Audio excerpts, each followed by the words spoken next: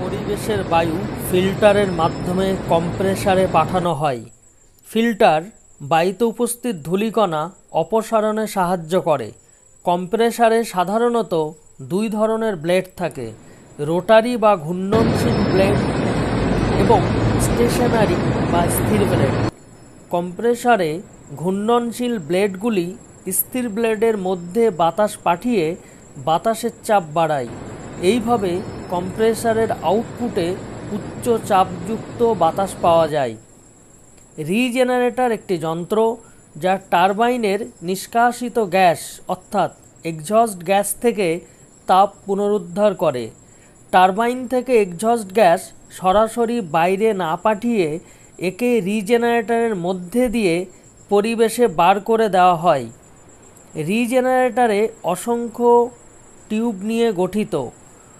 Compressor থেকে সংকোচিত বায়ু দহন চেম্বারে যাওয়ার পথে টিউবের মধ্যে দিয়ে যায়। এইভাবে কম্প্রেসারের বাতাস এক্সহস্ট গ্যাস থেকে তাপ নিয়ে গরম হয়ে ওঠে। এখানে মনে রাখা দরকার, ওপেন সাইকেল গ্যাস টারবাইনের ক্ষেত্রে রিজেনারেটর থাকে না, এক্সহস্ট গ্যাস সরাসরি বায়ুমণ্ডলে ছাড়া হয়। ক্লোজ সাইকেল গ্যাস টারবাইনের ক্ষেত্রে রিজেনারেটর থাকে, এক্সহস্ট গ্যাস থেকে তাপ নিয়ে দহন চেম্বারে পাঠানো হয়। তাই ক্লোজ সাইকেল গ্যাস টারবাইন পাওয়ার প্ল্যান্টের ক্ষেত্রে এফিসিয়েন্সি সবসময় বেশি হয়। কম্প্রেসার থেকে উচ্চ চাপ বায়ু রিজেনারেটরের মাধ্যমে কম্বাসন চেম্বার বা দহন কক্ষে পাঠানো হয়। জ্বালানি হিসাবে সাধারণত তরল জ্বালানি যেমন কেরোসিন, ডিজেল, অপরিশোধিত তেল এবং ভারী তেল ব্যবহৃত হয়। বায়বীয় জ্বালানির মধ্যে রয়েছে প্রাকৃতিক গ্যাস, তরল প্রাকৃতিক গ্যাস, হাইড্রোজেন, বায়োমাস, গ্যাসিফিকেশন ইত্যাদি। এখানে তেল পুড়িয়ে যে বাতাসের তাপমাত্রা আরও বাড়ানো হয়। উচ্চ চাপে বার্নারের মাধ্যমে তেল দহন কক্ষে পাঠানো হয়। এখানে তেলের অ্যাটোমাইজেশন অর্থাৎ স্প্রের মাধ্যমে যেরকম ক্ষুদ্র ক্ষুদ্র কণা নির্গত হয় সেরকম আকারে নির্গত হয়। এর ফলে তেল ও বাতাস ভালোভাবে মিশতে পারে এবং ভালোভাবে সম্পূর্ণ দহন হয়। দহন চেম্বারে প্রায় 3000 ডিগ্রি ফারেনহাইট তাপমাত্রায় পৌঁছায়।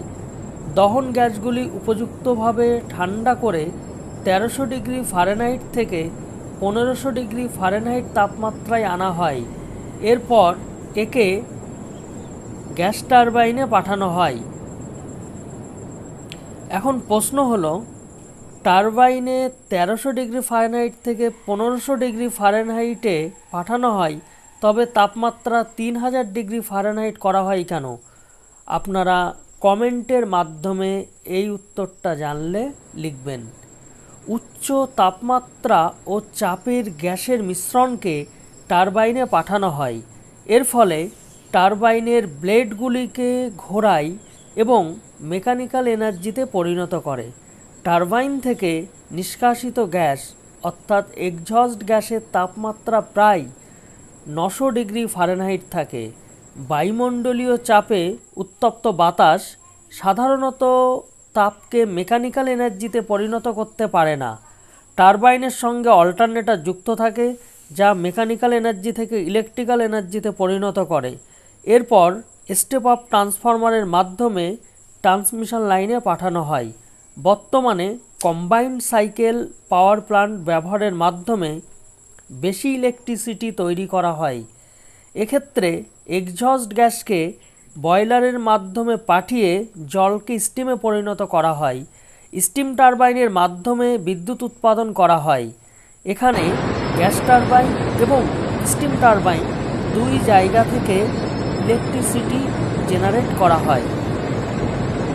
গ্যাস টারবাইন পাওয়ার প্ল্যান্টের ক্ষেত্রে স্টার্টিং মোটর কেন প্রয়োজন হয়?